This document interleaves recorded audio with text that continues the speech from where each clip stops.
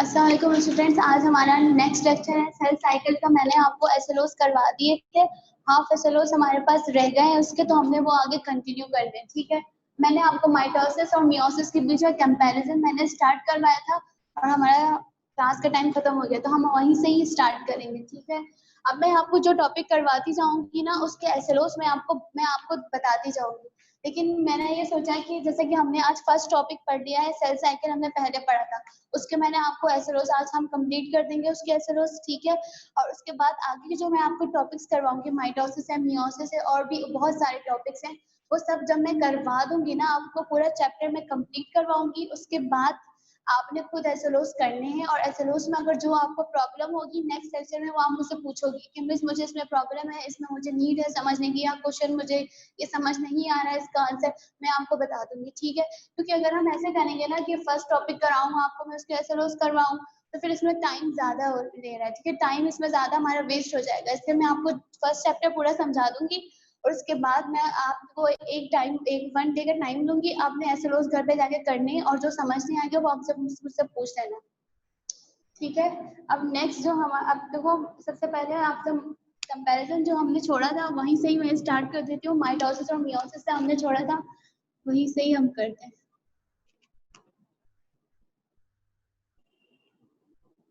ये आपके एसएलओस में है, सेल साइकिल का जो टॉपिक है उसमें जो है एसएलओस में, उसमें हमारे पास है कंपैरिजन बिटवीन माइटोसिस और मियोसिस। ये टॉपिक हमने पढ़ा नहीं है, लेकिन इसका कंपैरिजन है और सेल साइकिल के टॉपिक में ही है, तो हमने ये अभी पढ़ना है।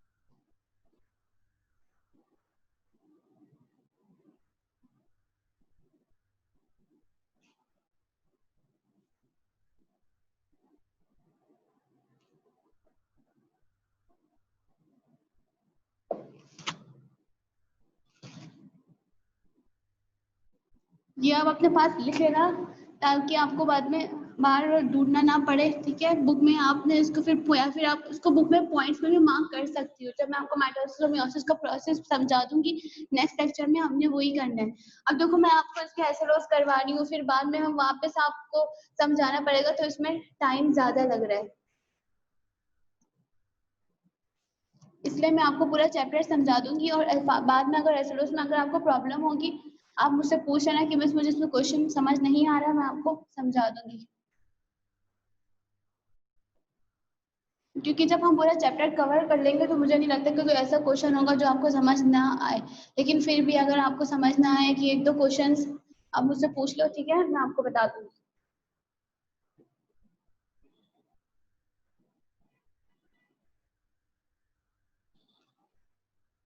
देखो, माइटोसिस हमारे पास कौन सा प्रोसेस है? Mitosis is the process of a simple cell division in which the number of the chromosomes remain constant, जिसमें हमारे पास क्या होता है, नंबर ऑफ क्रोमोसोम्स कांस्टेंट रहते हैं। फॉर एग्जांपल देखो, ये हमारे पास सेल है, ठीक है, ये सेल है, इसको हमने डिवाइड किया 2 डॉटर सेल्स के अंदर। ठीक है, अब इसके अंदर नंबर ऑफ क्रोमोसोम्स थे 46। आपको ये पता होना चाहिए, नॉर्मल ह्यूमन बीइंग के अंदर, जैसे कि अगर हम हैं, हमारे अंदर टोटल नंबर ऑफ क्रोमोसोम्स तो 46 होते हैं। अब ये देखो, ये हमने सेल है, इसको 2 डॉटर सेल्स में डिवाइड कर दिया, तो इसमें नंबर ऑफ क्रोमोसोम्स कितने हैं? 46 ही रहेंगे, कांस्टेंट ही रहेंगे, और ये प्रोसेस हमारे पास क्या रहेगा? माइटोसिस। ठीक है, अब मियोसिस में देखो, it's a complicated process of cell division in which the number of the chromosomes is reduced to half. इसमें नंबर ऑफ क्रोमोसोम्स अगर इसका हाफ कर दोगे तो 23 और 23 हो जाएगा। ठीक है, इसमें नंबर ऑफ क्रोमोसोम्स हमारे पास क्या हो जाते हैं? हाफ हो जाते हैं।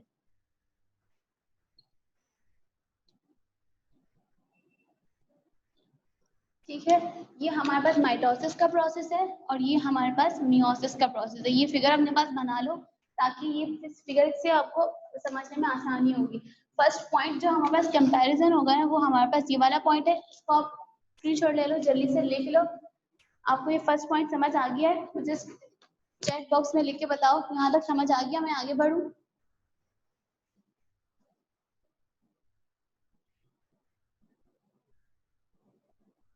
आप इसका स्क्रीनशॉट ले लिया तो मैं इसको मिटा देती हूँ। चैट बॉक्स के थ्रू बताओ, मैं इसको मिटा दूं, आगे करूं? आपको बोर्ड सही से नजर आ रहा है? ओके ठीक है। अब मैं आपको हम नेक्स्ट पॉइंट पे आते हैं, इसका कंपैरिजन बिटवीन माइटोसिस और मियोसिस का नेक्स्ट पॉइंट।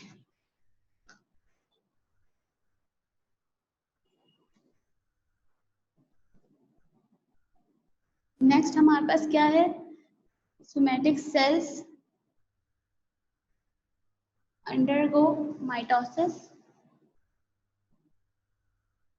और इसका नेक्स्ट पॉइंट क्या है? Germ line sales undergo meiosis. अब इसमें देखो, हमारे पास माइटोसिस किस प्रोसेस में होती है? जो हमारे पास सोमैटिक सेल्स होते हैं उनके अंदर हमारे पास माइटोसिस का प्रोसेस होता है, और जो जर्म लाइन सेल्स होते हैं उनके अंदर मियोसिस का प्रोसेस होता है। अब सोमैटिक सेल्स हमारे पास कौन से होते हैं? सोमैटिक सेल्स हमारे पास स्किन सेल्स, मसल सेल्स, इनको हम सोमैटिक सेल्स कहते हैं, ठीक है। इनके अंदर माइटोसिस होगी, इनके नंबर ऑफ क्रोमोसोम्स सेम रहेंगे, जब हम इसकी डिवीजन करेंगे इसमें नंबर ऑफ क्रोमोसोम्स सेम रहेंगे। और जर्म लाइन सेल्स हमारे पास कौन से होते हैं? वो सेल्स होते हैं जिससे हमारे पास गैमेट्स बनते हैं, मेल और फीमेल गैमेट्स। जर्म सेल से हमारे पास गैमेट्स की फॉर्मेशन होती है।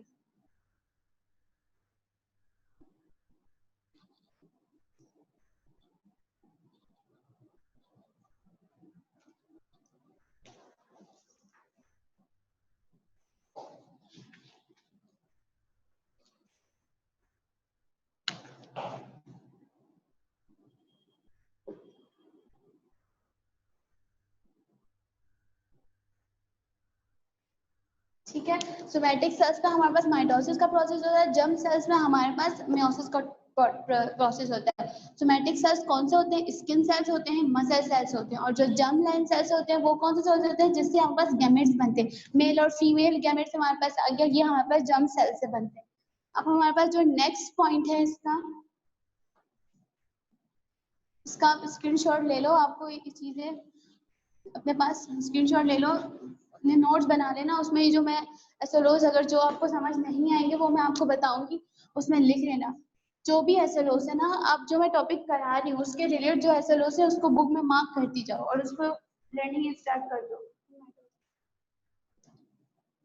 अब नेक्स्ट जो हमारे पास पॉइंट है वो क्या है? इन माइटोसिस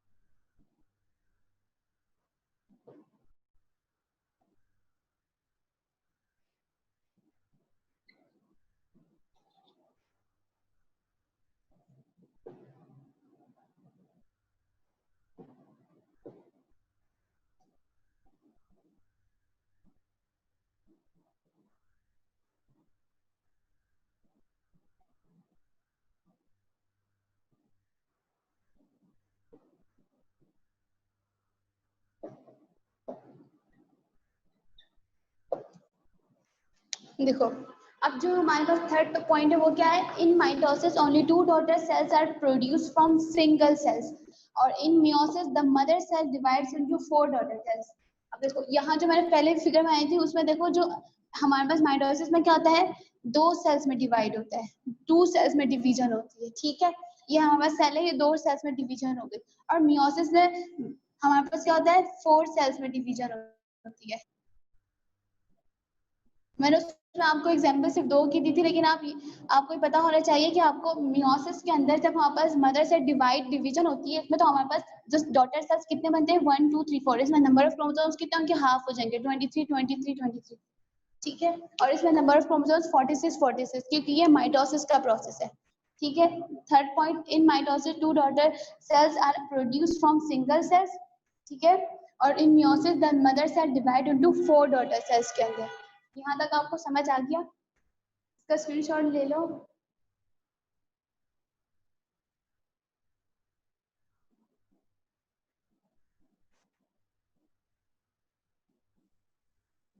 अच्छा ठीक है, मैं आपको बताती हूँ जो सोमेटिक सेल्स के बारे में बताती हूँ।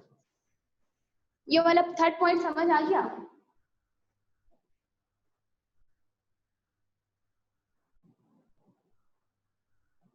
थर्ड पॉइंट समझ आ गया है आपको? मैं सोमेटिक सेल्स के बारे में वापस आपको बताती हूँ।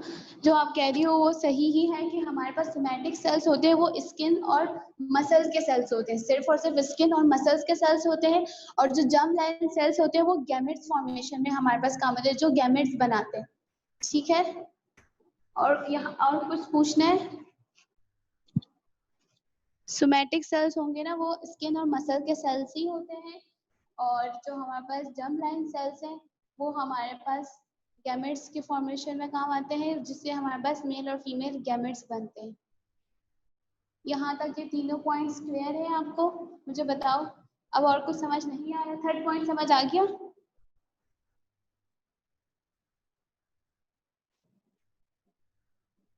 चलो ठीक है। सोमेटिक सेल्स के बारे में भी सब समझ आ गया ना, कि हमारे पास सोमेटिक सेल्स स्किन और मसल्स के सेल्स को हम सोमेटिक सेल्स कहते हैं।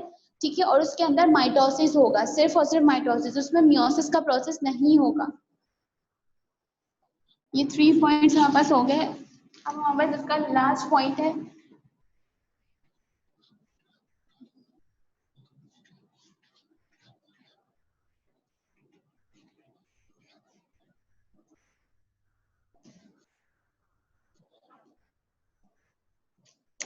देखो लास्ट पॉइंट कौन सा है?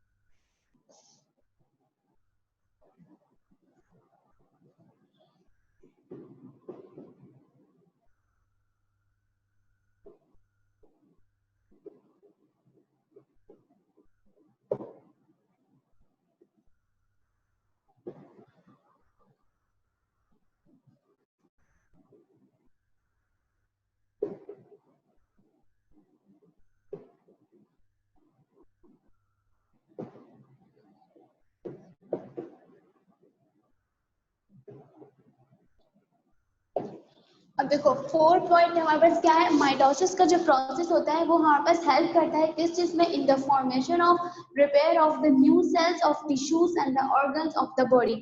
अब हमारी बॉडी के अंदर न्यू ऑर्गन्स बन रहे हैं, न्यू टिश्यूज बन रहे हैं, उसके उसके अंदर उनकी जो फॉर्मेशन है वो कैसे बन रहे हैं, उसमें हमारे पास हेल्प करता है माइटोसिस का प्रोसेस। ठीक है। और जो मियोसिस का प्रोसेस है ना, it does not take part in the formation and repair of the body organs. हमारे पास इंटरनल जो बॉडी ऑर्गन्स है, हार्ट है, लंग्स है, किडनीज है, उनके जो टिश्यूज है उनकी रिपेयर में या फिर उनको बनाने में, न्यू फॉर्म करने में, जैसे लिविंग ऑर्गेनिज्म छोटा सा बेबी अगर बन रहा है उसके अंदर जो इंटरनल ऑर्गन्स वगैरह जो चीजें हैं सब बनने में मियोसिस का कोई काम नहीं है, मियोसिस उसमें हेल्प नहीं करता। लेकिन जो माइटोसिस का जो है ना प्रोसेस है वो इसमें टेक पार्ट करता है और हेल्प करता है formation of repair of new sales of organs and tissues and organs of the body. ठीक है। ये हमारे पास का फोर्थ पार्ट है कि हमारे पास मियोसिस हेल्प करता है न्यू ऑर्गन्स को बनाने में, और जो हमारे पास सॉरी माइटोसिस और मियोसिस जो है वो हमारे पास हेल्प नहीं करता। यहाँ तक आपको समझ आ गया? यू आर वेलकम बेटा। हम आगे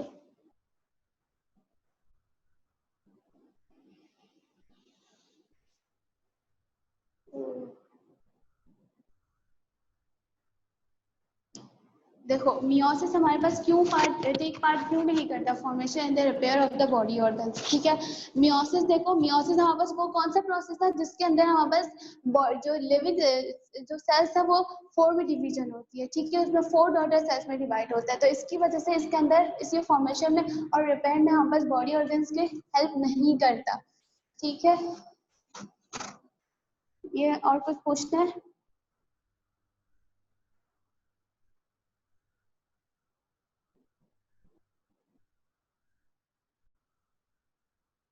आप इसका स्क्रीनशॉट ले लो और मैं नेक्स्ट टॉपिक पे आ जाती हूँ। नहीं कर रहा। देखो वापस मैं आपको समझा दूं, मियोसिस का जो प्रोसेस है ना, इसमें क्या है, it does not take part in the formation and the repair of the body organs. ये हमारे पास, अब हमारे पास एक लिविंग ऑर्गेनिज्म है, इसके अंदर न्यू हमारे पास ऑर्गन बन रहे हैं, न्यू उसके टिश्यूज बन रहे हैं, इसके अंदर मियोसिस का कोई काम नहीं है, ठीक है। अब इसके अंदर हमारे पास क्यों काम नहीं है, क्योंकि हमने बोला कि मियोसिस के अंदर 4 डॉटर सेल्स में डिवीजन हो रही है, ठीक है, इसी वजह से इसके अंदर फॉर्मेशन और रिपेयर में हमारे पास बॉडी ऑर्गन्स में काम नहीं करता। इसका मैं रीजन आपको नेक्स्ट क्लास में बता दूंगी, अगर आपको समझ नहीं आ रहा तो मैं आपको नेक्स्ट क्लास में इसके रीजन सही से बता दूंगी, ठीक है।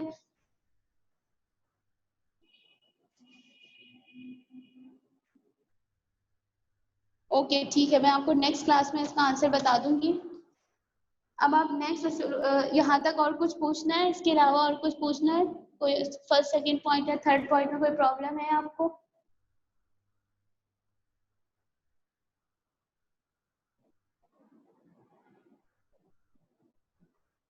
नेक्स्ट टॉपिक पे जाऊं मैं अभी, क्रोमोसोम्स एंड क्रोमेटिड्स का आपका नेक्स्ट टॉपिक है। ओके, मैं आपको ये जो आपने पूछा ना, इस क्वेश्चन का जवाब मैं आपको नेक्स्ट लेक्चर में दे दूंगी अच्छी तरीके से, मैं एग्जाम्पल के साथ आपको समझा दूंगी, आपको समझ नहीं आ रहा।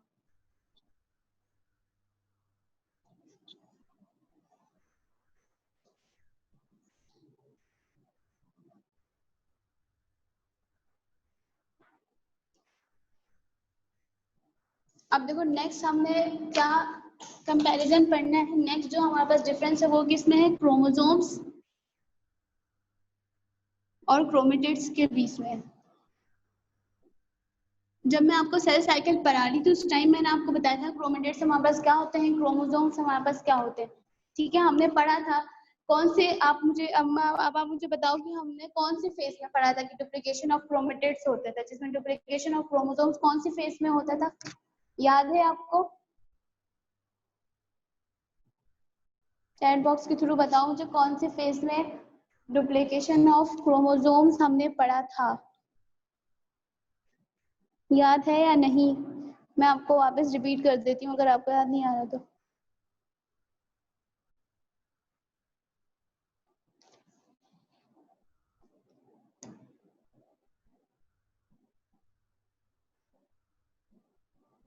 नहीं याद आ रहा? चलो ठीक है, मैं आपको वापस बता देती हूँ। देखो हमें क्या पढ़ा था, क्रोम, हाँ, एस फेस के अंदर, ठीक है, वेरी गुड, शाबाश। हमने एस फेस में हमने क्या पढ़ा था कि हमारे पास डुप्लीकेशन ऑफ क्रोमोसोम्स होते हैं। अब हमने इन दोनों के बीच में डिफरेंस पढ़ना है, and what are chromosomes and what are chromatids, ठीक है। क्रोमोसोम्स मैं लिख रही हूँ, आपको स्क्रीनशॉट ले लो या मेरे साथ ही लिखती जाओ ताकि टाइम वेस्ट ना हो।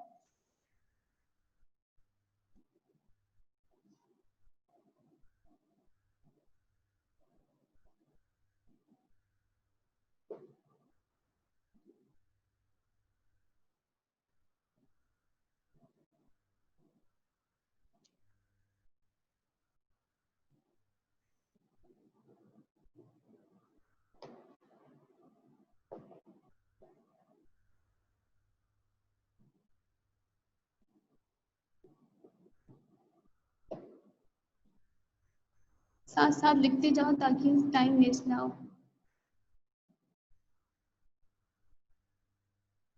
बोर्ड क्लियर नजर आ रहा है आपको?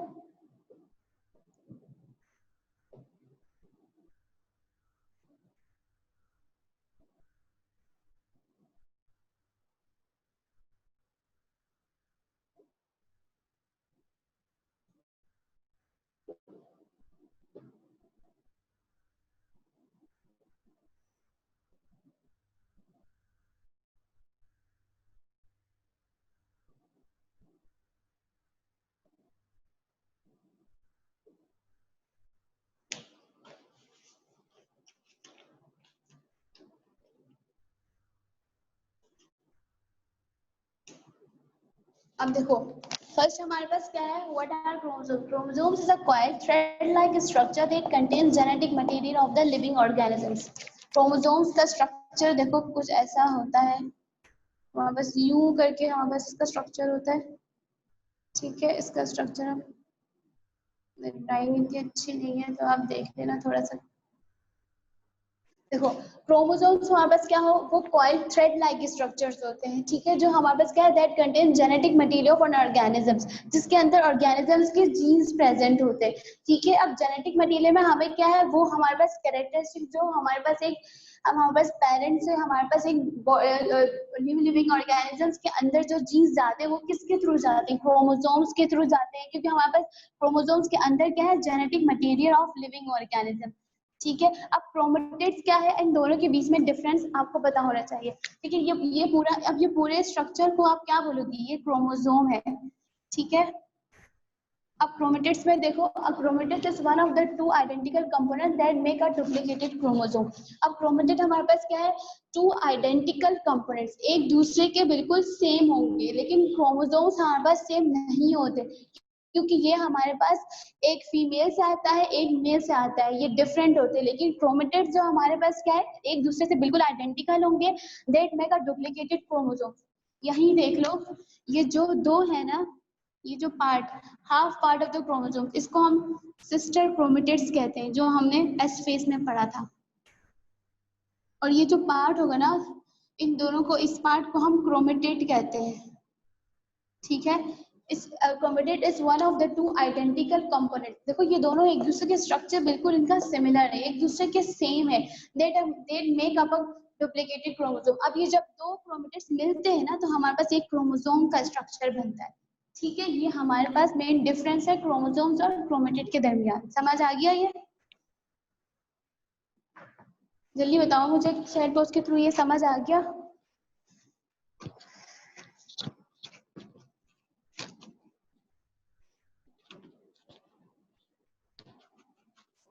ओके, ठीक है। अब हम नेक्स्ट पे आते हैं, जो हमारे पास नेक्स्ट डिफरेंस है इन दोनों के बीच।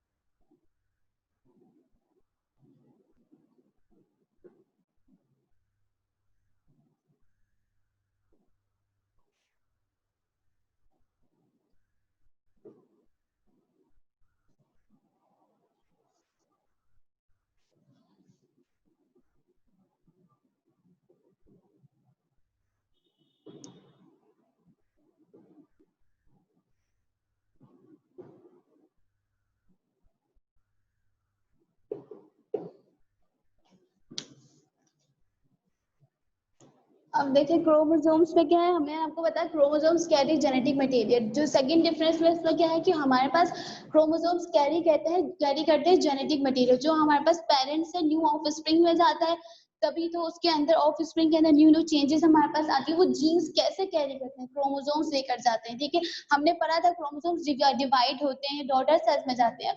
अब उन क्रोमोसोम्स के थ्रू हमारे पास लिविंग ऑर्गेनिज्म के अंदर उनके पेरेंट्स के जेनेटिक मटेरियल जाता है, ठीक है। और क्रोमेटिड्स क्या करते हैं, क्रोमेटिड्स सिर्फ डुप्लीकेट कर सकते हैं दो क्रोमोसोम्स को, किसी भी चीज को दो चीजों में मतलब डुप्लीकेट सेम ही वैसा ही बना सकते। डुप्लीकेशन का मतलब वही होता है किसी भी चीज का आप वैसा ही सेम अगर कोई चीज बना दो, ठीक है। अब क्रोमेटिड्स क्या है, इनेबल सेल्स टू डुप्लीकेट, सिर्फ सेल्स को डुप्लीकेट कर सकते हैं, एक सेल है उसका जैसा ही सेल ही क्रोमेटिड्स बना सकते हैं। और क्रोमोसोम्स का फंक्शन क्या है कि कैरी करते हैं जेनेटिक मटेरियल को। समझ आ गया? नेक्स्ट पे देखो, नेक्स्ट हमारे पास क्या है,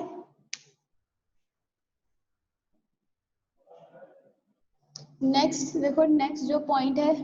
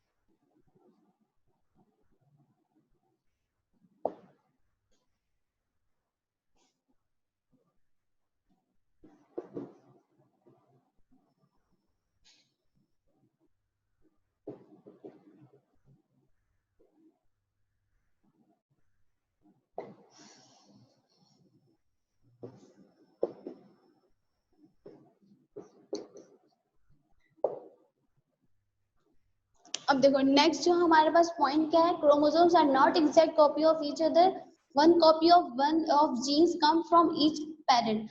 क्रोमोसोम्स जो होते हैं हमारे पास एक दूसरे के एग्जैक्ट कॉपी नहीं होते हैं। ये मैंने आपको फर्स्ट पॉइंट में ही बताया था कि हमारे पास क्रोमोसोम्स, हमने क्या पढ़ा था कि हमारे पास पेरेंट का सेल होता है, उसमें से डिवीजन होती है। तो पेरेंट्स में देखो मेल है फीमेल भी है ना, तो उसमें से अलग अलग जीन्स आते हैं हमारे पास एक बेबी के अंदर, तो उसमें डिफरेंट डिफरेंट क्रोमोसोम्स होते हैं और हर क्रोमोसोम में एक डिफरेंट स्ट्रक्चर, एक डिफरेंट कैरेक्टर होता है जो हमारे पास न्यू ऑर्गेनिजम्स के अंदर शो होता है।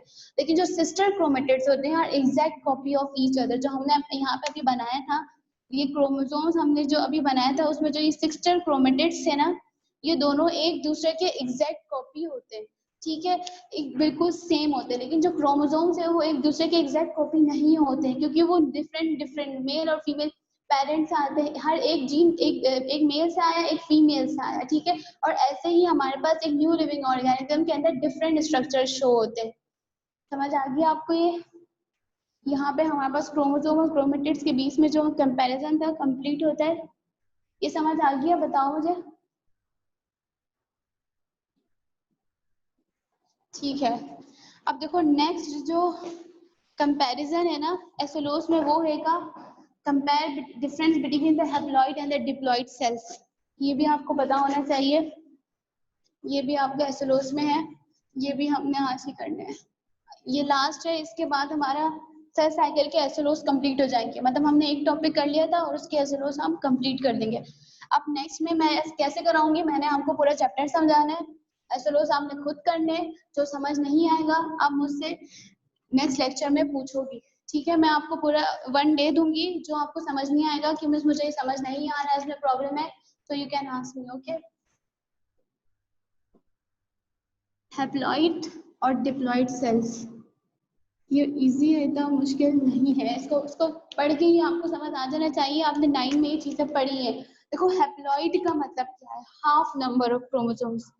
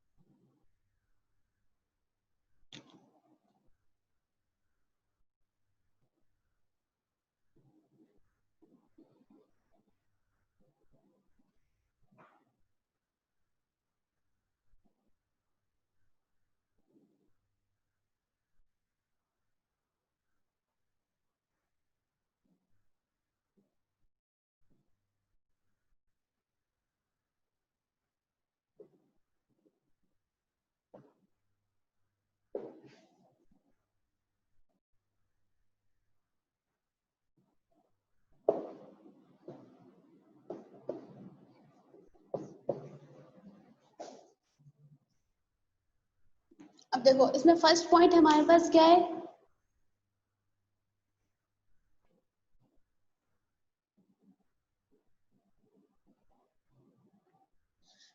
इसमें हमारे पास क्या है, haploid cells contains only one set of chromosomes.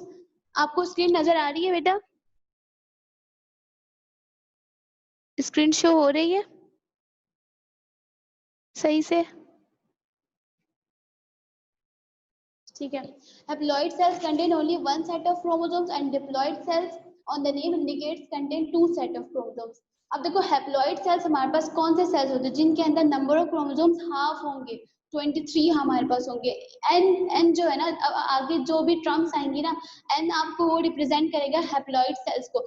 इस एन का मतलब आपने समझना है उस सेल के अंदर 23 क्रोमोसोम्स है, ठीक है। अब हमने माइटोसिस का प्रोसेस पढ़ा था, उसमें हमारे पास n होगा या 2n होगा, उसमें हमारे पास 2n होगा। क्यों? क्योंकि देखो diploid on the name indicates contain two set of chromosomes, जिसमें नंबर ऑफ क्रोमोसोम्स 46 होंगे। हमने पढ़ा था उसमें सेम होते हैं, ठीक है। तो उसमें हमारे पास जब डिवीजन होती है तो 2n में डिवीजन होती है। लेकिन अगर हम मियोसिस का प्रोसेस जो हमने पढ़ा, उसमें हमारे पास सेल की डिवीजन होती है, वो 23 वो हाफ हो जाते हैं। तो हैप्लॉइड सेल्स वो सेल्स होते हैं जिनमें नंबर ऑफ क्रोमोसोम सिर्फ वन सेट का प्रेजेंट होता है, ठीक है। ये समझ आ गया आपको? टाइम खत्म होने वाला है, जल्दी से देख लो सेकंड पॉइंट भी। वही इसमें देखो, वही मैं आपको जो कह रही थी कि haploid cells are formed by the process of meiosis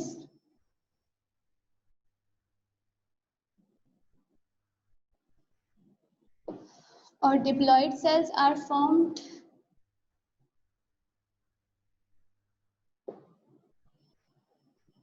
by the process of mitosis।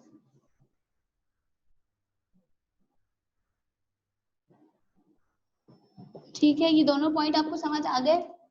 क्योंकि देखो इसमें मैंने आपको बताया नंबर ऑफ क्रोमोसोम्स हाफ हो जाते हैं, जब हाफ हो जाएंगे तो 23 नंबर ऑफ क्रोमोसोम्स हो जाएंगे। तो हमारे पास ये जो हमारे पास हैप्लॉइड सेल्स कब बनते हैं, जब मियोसिस होता है किसी भी सेल के अंदर। अगर मियोसिस का प्रोसेस होगा नंबर ऑफ क्रोमोसोम्स हाफ हो जाएंगे और उनको हम हैप्लॉइड सेल्स कहेंगे। और जब डिप्लॉइड सेल्स कब बनेंगे, जब वहां पास माइटोसिस होगी, number of chromosomes remains constant. ठीक है, ये समझ आ गया। अब एक और मैं डिफरेंस करवा देती हूँ तो फिर ये एसएलओस कंप्लीट हो जाएंगे। टाइम खत्म होने वाला है।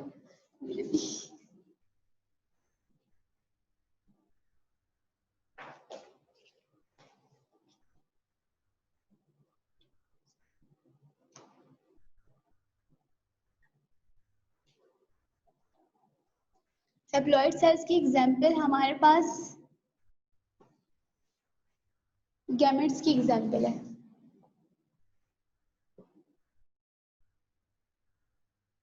ठीक है, और जो डिप्लॉइड सेल्स की हमारे पास एग्जांपल है वो हमारे पास है ब्लड सेल्स। ठीक है, इसकी एग्जांपल ये है और इसकी एग्जांपल ये है। ये हमारे पास थर्ड पॉइंट है। देखो गैमेट्स हमारे पास क्या है, गैमेट्स में हमारे पास क्या होगा, हमें हैप्लॉइड होंगे, इसमें नंबर ऑफ क्रोमोसोम्स हाफ हो जाएंगे। जब हमारे पास गैमेट्स में हमारे पास डिवीजन, जब हमारे पास एक सेल में डिवीजन होगी, नंबर ऑफ क्रोमोसोम्स उसमें हाफ हो जाएंगे। ठीक है, गैमेट्स में देखो मेल होता है और एक फीमेल होता है। मेल में 23 होते हैं, फीमेल में 23 होते हैं। और जब वो दोनों मिल जाते हैं ना, एक जाइगोट बनता है, तो उसमें 46 होते हैं। जो बेबी बनेगा ना उसके अंदर 46 क्रोमोसोम्स होंगे। ठीक है, इसमें तभी इसको हैप्लॉइड कहते हैं। और ब्लड सेल्स में हमारे पास डिप्लॉइड सेल्स होते हैं, इसमें नंबर ऑफ क्रोमोसोम 46 ही रहते हैं। ये समझ आ गया? आज हमने सारे एसएलओस कंप्लीट कर दिए सेल साइकिल के। ठीक है,